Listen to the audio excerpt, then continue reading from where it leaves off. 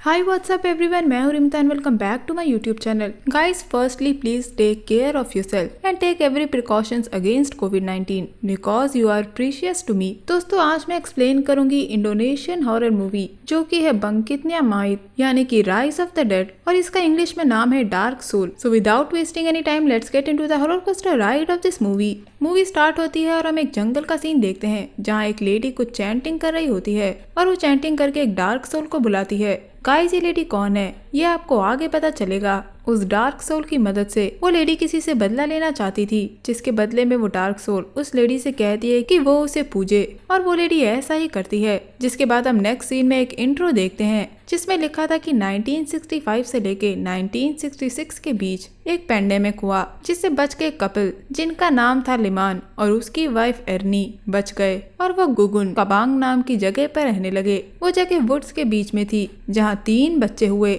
जिनके नाम है डिडिन, नेंगिश और गुगुन, और ये ही हमारी स्टोरी के मेन कैरेक्टर्स हैं। अब मैं आपको सारे मेन कैरेक्टर्स का एक छोटा सा इंट्रो दे देती हूँ। सबसे बड़ा भाई है डिडिन, उसकी वाइफ की डेथ हो चुकी है और यहाँ उसका कोई रोल भी नहीं है। दूसरे नंबर की बेटी है नेंगिश, जिसके हस्बैंड का नाम उजंग है और उसकी एक बेटी है जो कि है रंती, और इसके बाद आता है गुगुन जिसकी वाइफ का नाम नेंग है। इसके अलावा इस विलेज में एक और कपल भी है जिनका नाम है कोसवारा और उसकी वाइफ सुमी, और उनकी एक अडॉप्ट की हुई बेटी जिसका नाम है इमास। अब इनके अलावा कुछ और भी कैरेक्टर्स हैं जिनका इंट्रोडक्शन मैं आपको मूवी के साथ देती जाऊंगी। अब प्रेजेंट में हम 2 लड़कों को गुगुन कबांग विलेज में देखते हैं, जिनमें से एक है गुगुन और दूसरा है उसका फ्रेंड फ्रेडी जो उसके साथ आया है। रास्ते में उन्हें एक विलेज के फॉरेस्ट डिपार्टमेंट का ऑफिसर मिलता है जिसका नाम है यायत। हम देखते हैं कि फ्रेडी को वहाँ एक लड़की दिखती है जो एक पल बाद गायब हो जाती है, जिसका चेहरा फ्रेडी नहीं देख पाता। अब गुगुन अपने घर पहुँचता है जो काफी टाइम के बाद अपने घर आया था, और उसे वहीं रहना अच्छा लगता था क्योंकि वो आइसोलेटेड और शांत जगह थी, और यही चीज वो फ्रेडी को भी समझाता है। घर पहुंचने के बाद गुगुन अपनी वाइफ नेंग से मिलता है और तभी सीन शिफ्ट होता है और हम इमास को देखते हैं जिसे अपने घर के पास काफी घोस्ट दिखते हैं और वो पजेस्ड हो जाती है, और अब वो घोस्ट इमास को अपनी फैमिली को मारने के लिए कहते हैं। जिसके बाद सीन वापस शिफ्ट होता है और हम गुगुन और नेंग को देखते हैं जिनके पास कुछ बर्ड्स गिरती हैं, जिसे देखकर नेंग गुनगुन को कुछ बताने की कोशिश करती है कि तभी उन्हें कोसवारा के घर से आवाज सुनाई देती है, और जब वो वहाँ पहुँचते हैं तो वो देखते हैं कि इमास ने अपनी माँ सुमी का मर्डर कर दिया था। लेकिन इमास को इसके बारे में कुछ नहीं पता था, वो बस यही कहती जा रही थी कि वो पजेस्ड थी और उसने ये नहीं किया है। पर ये देखकर बाकी के गांव वाले इमास को डेविल का रूप मानने लगते हैं, लेकिन दिदिन उन्हें रोकता है। जिसके बाद नेक्स्ट सीन में वो लोग सुमी की बॉडी को बरी कर रहे होते हैं और वहीं फ्रेडी को इचिंग होने लगती है और वो उससे परेशान होकर वहाँ से चला जाता है, जहाँ उसे किसी के कदमों की आवाज सुनाई देती है, और सीन शिफ्ट होता है जहाँ हम डिडिन, कोसवारा और गुगुन को देखते हैं जो सुमी की बॉडी को बरी कर चुके थे, और डिडिन गुगुन से कहता है कि वो फ्रेडी को बुला लाए। पर जब तक गुगुन वहाँ पहुँचता है तब तक फ्रेडी की मौत हो चुकी थी। इधर कोसवारा उन्हें बताता है कि इमास उनकी अडॉप्ट की हुई बेटी है और वो उन्हें रिंगिंग लवांग में मिली थी। कोसवारा को इमास स्टार्टिंग से ही प्रॉब्लम लगती थी, पर उसके आने से उन्हें काफी पैसा मिलना शुरू हो गया था और उन लोगों ने लालच में उसे अपने साथ ही रखा। पर जल्दी वो लोग पुरानी हालत में पहुंच गए और गुगुन कबांग में आके रहने लगे। इस पर डिडिन उन्हें बताता है कि उसने पास के गांव वालों से सुना है कि जो भी रिंगिंग लवांग में आता है वो अपने साथ मौत को लेकर आता है, और वो एक आदमी से दूसरे इंसान पे पास हो जाती है। फ्रेडी की मौत देखने के बाद गुगुन डिडिन और कोसवारा को बुलाता है और वो ये देख के और भी ज्यादा परेशान हो जाते हैं, पर ये बात वो लोग पुलिस को नहीं बताते और खुद ही इसका हल ढूंढने की कोशिश करते हैं। उजंग को लगता है कि सुमी और फ्रेडी की डेथ इमास के यहाँ तो हुई है जिसे किसी घोस्ट ने पोजेस्ट करके रखा है, लेकिन डिडिन और गुगुन ऐसा नहीं मानते क्योंकि इमास एक बच्ची थी और गॉड की मर्जी के बिना कोई भी नहीं मर सकता है। उन दोनों का टाइम आ गया था जिसकी वजह से उनकी डेथ हो गई, पर फिर भी कोसवारा इमास को ही जिम्मेदार मानता है। शाम को जब वो लोग वापस आते हैं तो वो सबसे पहले इमास को बंद कर देते हैं ताकि वो अब किसी को भी ना मार पाए। अब नेक्स्ट सीन में हम कोसवारा को देखते हैं जब उसे एक घोस्ट हॉन्ट करता है, और जब वो उठता है तो वो देखता है कि वो एक सपना था। अगली सुबह नेंगिश इमास के पास जाती है जहाँ उसे इमास पोजेस्ड हालत में मिलती है और वहाँ दीवार पे खून से लिखा हुआ था कि आज रात वो अपने साथ एक बलि लेकर जाएगी। जिसके बाद गुस्से में आकर शाम को कोसवारा इमास को मारने जाता है और हम इमास को भी पजस्ट हालत में देखते हैं। उसकी आंखें काली हो गई थी और उसके आसपास ब्लैक स्मोक था जो उसके पास घूमने वाली स्पिरिट को बताता है। लेकिन अगली सुबह जहाँ इमास बंद थी वहाँ उन्हें कोसवारा की डेड बॉडी मिलती है, जिसे देखकर बाकी के लोग और डर जाते हैं। इन सबसे परेशान होकर उजंग ये डिसाइड करता है कि वो इमास को लिंगिंग लवंग वापस छोड़ाएगा, पर डिडिन ऐसा नहीं चाहता था। लेकिन उसके पास और कोई भी ऑप्शन नहीं था, इसीलिए वो इमास को वहाँ छोड़ने के लिए मान जाता है। लेकिन जब ये लोग इमास को वहाँ ले जाते हैं तो इमास वहाँ रुकना नहीं चाहती थी और वो उजंग को हर्ट कर देती है, जिस वजह से उजंग को उसे मारना पड़ता है, जो डिडिन को बिल्कुल भी पसंद नहीं आता। पर वो इमास को वहाँ छोड़कर आ जाता है। अब जब सारे मेल मेंबर्स वापस आते हैं तो उन्हें इमास कोसवारा के घर में ही मिलती है, जो बहुत डरी हुई थी। पर उजंग को ये सही नहीं लगता कि इमास उसके साथ रहे, इसीलिए उसे गांव से बाहर निकालने की सोचता है। पर डिडिन और गुगुन उसे मना कर देते हैं, जिसके बाद उसे ये भी रियलाइज होता है कि उसने जो भी किया और कहा वो गलत था। लेकिन अगले ही पल उन्हें इमास की जगह एक ईविल सोल दिखती है, जिसे देखकर उजंग उस पे हमला कर देता है और उसके सर पे गहरी चोट दे देता है। थोड़ी देर बाद वो ईविल स्पिरिट वापस इमास में बदल जाती है और तब उन्हें फील होता है कि उन्हें इमास को जान से मार दिया, जिससे डिडिन को काफी बुरा लगता है, क्योंकि बचपन से लेके आज तक इमास और डिडिन का बॉन्ड काफी अच्छा था। इमास की डेथ के बाद डिडिन सबको ये बताने से मना करता है कि इमास का मर्डर हुआ है। अब वो सब अपने अपने घर चले जाते हैं, सिवाय गुगुन और नेंग के, क्योंकि उन्हें इमास की डेड बॉडी का ध्यान रखना था। पर गुगुन को काफी डर लग रहा था, इसीलिए वो यायत को कुछ पैसे देकर बॉडी के पास रुकने के लिए मना लेता है। पर अब इमास की स्पिरिट उन्हें एक एक करके हॉन्ट करने लगती है और वो यायत को भी काफी डरा देती है, जिससे वो वहाँ से भाग जाता है। उस जंग को इमास उसके घर के बाहर दिखती है, पर जब गुगुन इमास को वापस देखने आता है तो उसकी बॉडी वहाँ नहीं थी, इसीलिए वो उजंग के पास जाता है और उसे अपने साथ ले जाता है। लेकिन हम देखते हैं कि इमास की बॉडी वहीं थी। इविल स्पिरिट ने गुगुन को ये हेलुसिनेशन दिखाया कि इमास की बॉडी वहाँ नहीं है, जिसके बाद इमास और वो इविल सोल अब रंती यानी उजंग की बेटी को अपने साथ ले जाना चाहती थी, इसीलिए वो रंती को अपने साथ ले जाने की कोशिश करती है,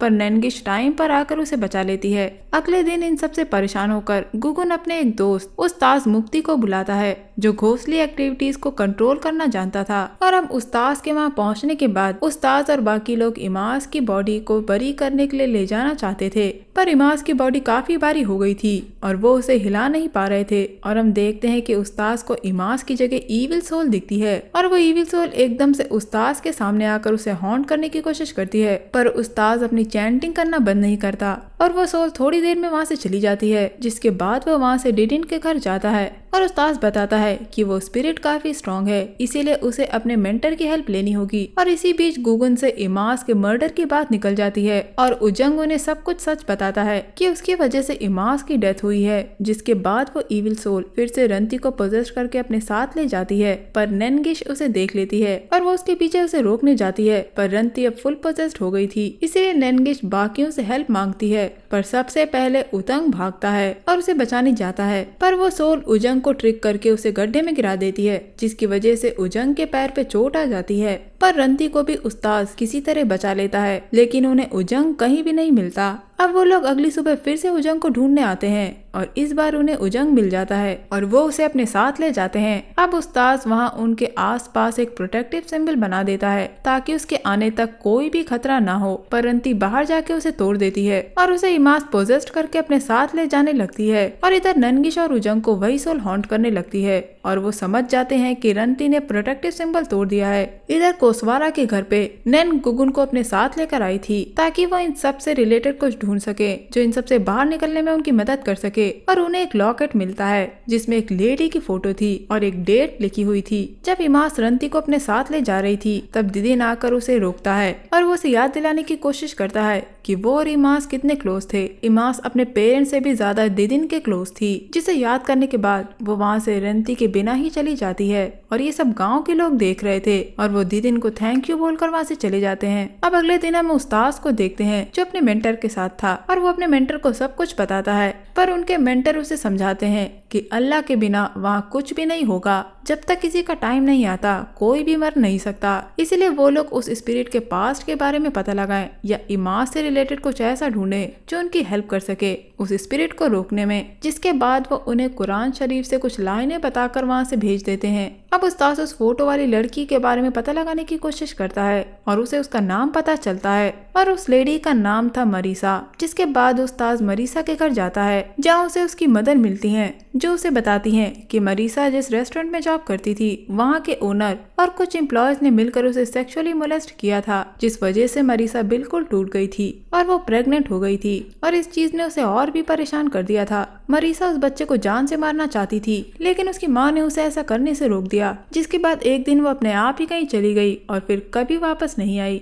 उसकी माँ को लगता है कि वो मर गई है। जिसके थोड़े समय बाद उनके डोर पर कोई एक बच्ची छोड़ गया और उस बच्ची के पास लिखा हुआ था कि उन्हें वो बच्ची रिंगिंग लवंग पर ले जाकर रखनी है और उसे जब तक कोई परमानेंटली नहीं ले जाता तब तक उसे वो बच्ची वहीं रखनी पड़ेगी। जिसके बाद उन्होंने उस बच्ची को बार बार वहाँ रखा जब कोई आता और उसको ले जाता, लेकिन कुछ समय बाद वो उसे वापस छोड़ जाता था। जिसके बाद एक दिन एक कपल आया और उस बच्ची को हमेशा के लिए अपने साथ ले गया। उस्ताद समझ जाता है कि वो कपल सुमी और कोसवारा होंगे। वो मरीसा की माँ को बताता है कि वो कपल मर चुका है और उनके साथ कई और लोगों की भी जान जा चुकी है, इसीलिए उस्ताद उन्हें अपने साथ चलने के लिए कहता है ताकि वो इमाज को रोकने में उसकी हेल्प कर सकें। लेकिन मरीसा की माँ मना कर देती हैं। लेकिन थोड़ी देर बाद वो उस्ताद के साथ रिंगिंग लवंग में जाने के लिए रेडी हो जाती हैं। अब हम गुगुन कबंग का सीन देखते हैं जहाँ गुगुन और नेंग उस्ताद और ओल्ड लेडी की हेल्प करने के लिए रिंगिंग लवंग में जा रहे थे और बाकी के बचे हुए मेंबर्स वहीं रुके थे। गुगुन और नेंग के जाते ही वो ईविल सोल बचे हुए मेंबर्स पे हमला कर देती है,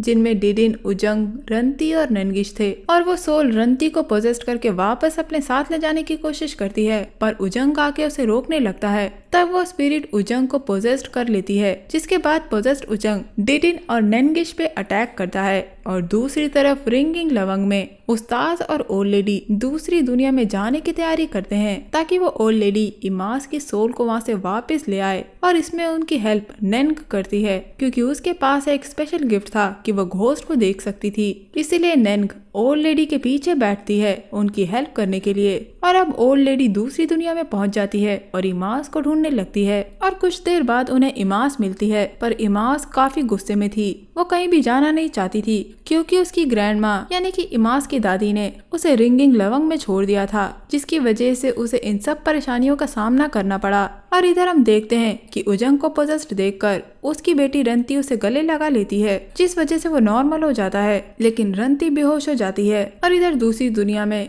वो इविल स्पिरिट ओल्ड लेडी और इमाज के पास पहुंच जाती है और वो इमाज की ग्रैंड माँ से कहती है कि तुम इमाज को यहाँ से नहीं ले जा सकती। लेकिन अब इमाज अपनी ग्रैंड माँ के साथ जाने के लिए रेडी थी और इमाज इस बार अपनी ग्रैंड माँ का साथ देती है और उस स्पिरिट से लड़ती है। इमाज के साथ वहाँ और भी कई स्पिरिट्स थी जो उस इविल स्पिरिट को रोकती हैं। और रिंगिंग लवंग में गुगुन और उस्ताद ने ओल्ड लेडी के चारों ओर 6 लौ जला रखी थी और वो एक एक करके बुझती जा रही थी, जिसका मतलब था कि दूसरी दुनिया का दरवाजा बंद होने वाला है। और जैसे ही आखिरी लौ बुझती है तभी वो ओल्ड लेडी गिर जाती है और हम उन्हें लास्ट में उसी दुनिया में देखते हैं। और साथ में विलेज में भी रंती को होश आ गया था। जिसके बाद हम अगली सुबह का सीन देखते हैं जहाँ पर दीदी ने पुलिस को सब कुछ बता दिया था और पुलिस मरे हुए लोगों की कब्रों को खोदकर पोस्टमार्टम के लिए ले जाना चाहती है। और तभी हमें ये पता चलता है कि वहाँ कोई भी डेड बॉडी नहीं है। और बस ये मूवी यही एंड हो जाती है। या आई नो कि आपको एंडिंग क्लियर नहीं हुई है कि आखिर ओल्ड लेडी का क्या हुआ। तो दोस्तों आखिरी लौ बुझते ही वो ओल्ड लेडी और इमाज की सोल उसी दूसरी दुनिया में हमेशा के लिए कैद होके रह गईं और उन दोनों की डेथ हो गई। और जो लेडी हमें मूवी की स्टार्टिंग में दिखाई गई है वही मरीसा है, जिसने उस इविल स्पिरिट से उस रेस्टोरेंट के ओनर से बदला लेने के लिए हेल्प मांगी थी और उसने उस इविल सोल से डील की, जिसके मुताबिक मरीसा को अपनी बेटी यानी कि इमाज उसे देनी थी। लेकिन जब इमाज पैदा हुई तो मरीसा की डेथ हो गई और की गई डील के मुताबिक कुछ भी नहीं हुआ, जिसकी वजह से इमाज एक कर्स्ड चाइल्ड थी। और जब कोसवारा और सुमी इमाज को अपने घर ले गए तो अमीर होने के लिए उन्होंने पशुगी हन रिचुअल किया। पशुगी हन करने वाले ने बताया था कि जब सही एज होगी तो इमाज को कोई लेने आएगा और जब सही एज आई तो इमाज उस डार्क सोल से पजेस्ड हो गई। इमास उस डार्क सोल से पजेस्ड थी जिसकी वजह से उसने कोसवारा और सुमी को मार डाला। और जब इमास की मौत हुई तो उसके बाद इमास का कर्ज पूरे गांव को लग गया, क्योंकि एक सीन में हम डार्क सोल को ये कहता सुनते हैं कि तुमने उसे मार दिया इसलिए तुम सब मरोगे। जिसके बाद उस कर्ज के चलते एक एक करके वो सब मरने लगे। तो दोस्तों बस आज के लिए बस इतना ही। तो ये था मेरा movie explanation Indonesian horror movie बंकितिया मईत यानी कि डार्क सोल को लेकर। अगर आपको ये मेरा मूवी एक्सप्लेनेशन पसंद आया है तो प्लीज लाइक शेयर और सब्सक्राइब करके अपना प्यार दिखाइएगा और कमेंट करके मुझे बताइएगा कि आपको ये मूवी एक्सप्लेनेशन कैसा लगा। और अगर आपके कोई भी सवाल है तो आप मुझे कमेंट सेक्शन में पूछ सकते हैं। मैं मिलूंगी आपसे अगले वीडियो में, तब तक के लिए अपना बहुत ख्याल रखिए। Stay safe, keep hunting, lots of love.